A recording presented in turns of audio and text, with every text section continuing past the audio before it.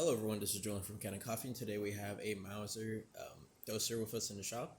And I came in because the grinder, when you activated it, it wouldn't spin the burrs, and it just wouldn't grind at all. It wasn't struggling or anything, it just wasn't trying to grind.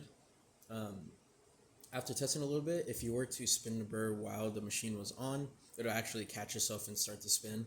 This usually means that your capacitor, here's the capacitor, the old one, is given out, because this is actually what kind of jump starts the grinder to start, and then the grinder motor would continue on.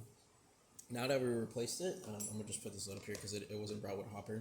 As you can see, the moment you flip the switch on, it starts to grind again, and it's just because of that capacitor starting the motor to get it to catch itself and then continue on the grind.